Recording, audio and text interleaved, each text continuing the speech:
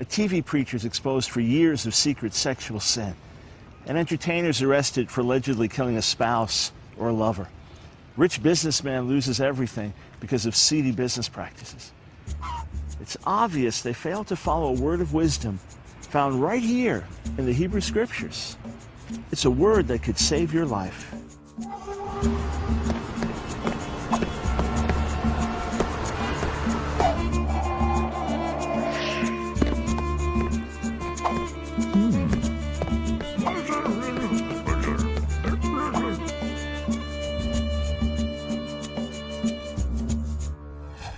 Before I tell you about this life-saving Hebrew word, let me take you back to the story of Jacob and Esau, the twin sons of Isaac, spoken of here in the book of Genesis. Esau was born first, and that entitled him to the special rights enjoyed by a firstborn son in the ancient world. He held the birthright, and the birthright was worth more than gold, yet in a moment's time, he gave it all away. He had gone out hunting and came home famished, only to smell the pot of porridge that his brother Jacob was cooking. He said to Jacob, "Give me something to eat." But Jacob was a cunning man, and he said, "I'll give you some porridge in exchange for your birthright." That's like telling a thirsty man, "I'll give you a glass of cold water in exchange for your multi-million-dollar inheritance." Yet Esau did it. He gave it all away in a moment's time. He sold his birthright for a pot of porridge. I'm sorry to say, I know some people who've done even worse. So, do you think the Bible is relevant to contemporary issues? Yes, and in Isaiah 50, 10 and 11, it says if you don't follow the Word of God, you'll end up in torment. So, I believe that the Bible is a little outdated, that people should look at it and make their own views of that and use it as a basic template, not to live by word for word. You use sex as a way to find self-worth or something. Maybe finding self-worth through the Bible or through religion would be a better course for you than losing yourself through your own sexuality. It's time for a Hebrew lesson. Clear your throat and repeat after me. Acharit. Let's say it again. Acharit. Now let me make this clear. If you keep saying this word over and over again, it's not going to change your life. But if you learn the meaning of acharit and pay attention to it, it'll save you a lot of grief and pain and anguish. So let me explain. In the Hebrew language, lots of words that have to do with prepositions or orientation or direction are derived from parts of the body. So for example, the words for first or beginning come from the Hebrew word for head, because it's the head that comes first in the human body. So also in English, we can talk about being at the head of the class, meaning being first. Well, in Hebrew, we can talk about being at the head of the mountain, meaning the top of the mountain. Or some other examples. If I'm standing next to someone in Hebrew, I'm literally by the hand of that person. If I'm standing in front of them, I'm literally to the face of that person. Well, the word acharit is derived from a Hebrew word for back, and it literally means that which comes after effects, final consequences. Let me give you the principle.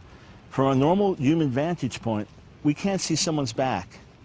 We don't see that which comes after. So if I tore the back of my suit jacket, left some big gaping hole in it, you wouldn't know it if you only saw me from the front. I'd look fine. But the moment I came walking by and you saw my back, you'd say, "What happened to you? Moments ago I looked great. Now I look like a wreck." And that's the biblical principle. From our vantage point, we don't see that which comes after. We don't see the final consequences of a matter. We don't see the acharit. But in God's view, the acharit is always there. He sees the end from the beginning. And if we are to avoid personal disaster, it's crucial that we must gain his perspective. We've got to see the acharit. So much of our culture is based on the exact opposite principle. It says, feed your flesh, obey your thirst, do what feels good now. Don't even think about the after effects. Come on, you need it. You only live once, baby. God's word says, remember the acharit. That's what really matters. It's the final score that counts. And when it comes to our own lives, we're not playing a game. We could make choices today that'll haunt us forever. You know, you could give into a sexual lust for a moment of pleasure and forfeit your job or reputation or marriage or family or maybe even your own life. Let's learn the lesson of the acharit. How many things have you done in life only to look back later and shake your head in disgust and say, it wasn't worth it? Sexual temptation would be powerful because it deals more with the body and not the mind. It's just because that's what people were made for. Temptation is, it's like anything else. You can either say yes or no. We're in a society where we kind of want to have our cake and eat it too, and so we don't think about consequences or about God or about spouses or anything else. We just think about what we want. Let's take a look at the ancient wisdom of the book of Proverbs and see what it has to tell us about the acharit. In chapter 5, we read this warning: "For the lips of an immoral woman are sweeter than honey. Her mouth is smoother than oil." And it says this: "Her acharit is bitter as poison, more dangerous than a double-edged sword. Her feet go down to death. Her steps lead straight to the grave." Do you see it? It's a picture of sexual seduction. She looks so good. What a body. And she's smiling at me. She wants me. I need her. I've got to have her. Just this one time, and I'll be satisfied. But her acharit, in other words, the final consequences of association with her acharit is death. A sexually transmitted disease, a jealous husband out for revenge, a scandal that gets reported around the world, an obsession that gets out of control until it costs you everything.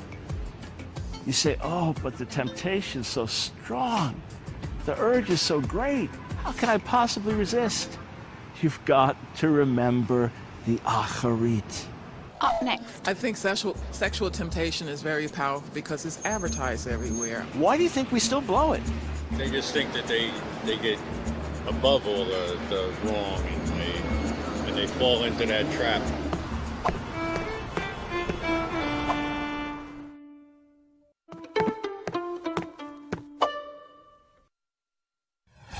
Most of us have held a fish hook in our hands, and I'm glad I'm not a fish.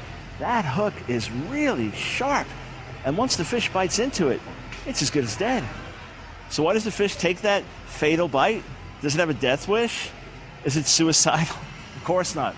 It's lured in by the bait. How tempting. How tasty. Chomp. And then it's over. All for one bite. The fact is, though, we're often the ones getting hooked. A Puritan leader once said, Satan gives Adam an apple and takes away paradise. Therefore, in all temptations, let us consider not what he offers, but what we shall lose. I'll say it again, though. Our culture is based on the exact opposite principles. The advertising world sure knows how to fish, cooking up some good-looking bait to lure us in. Sometimes the bait is food itself. What a delicious-looking meal. Come on, splurge. Hey, you deserve it. 6 months later, when you're bursting out of your clothes, you say to yourself, I can't believe I've been pigging out like this. What was I thinking? Certainly weren't thinking about the acharit. Or maybe you're surfing the net. Boy, those sexual images are everywhere. Why not have some fun? After all, you're not hurting anybody. So you enter your first porno website, little knowing that 2 years later, you'll be a hopeless sex addict. And that's why the Bible warns us over and over again, before you start down that path, consider the acharit.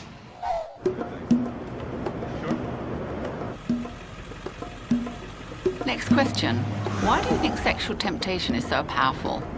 I think sexual temptation is very powerful because it's advertised everywhere. I look at TV sometimes and I see it as a lot more out there. Because it's you know, what your body wants, you know. It's not good for you. Oh, that's what makes us reproduce. I once read a quote from an Israeli woman, and she was released from prison for murdering her husband after years of physical abuse. She said, remorse is so bitter. I would give everything just to turn the clock back. But that's one thing we can't do, turn back the clock.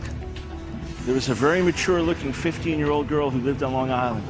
Well, she fell into rebellion against her parents and decided to get out of the house. She was hitchhiking to Texas and was picked up by a trucker who paid her to perform a sex act. Afterwards, when she got out of the truck, she wept with shame, but hey, the guilt left pretty soon. She ended up in Texas, where she fell into prostitution. She became the most popular girl working there. Well, what happened was the other prostitutes got jealous and she realized, I've got to get out of here while I have the opportunity. But before she could get away, the pimp and his wife got her. When her naked corpse was pulled out of the river, the police chief said it was the most tortured, brutalized corpse he had ever seen. She had cigarette burns from head to toe. Her jaw was broken. She was shot through the mouth. If only she could have seen her acharit.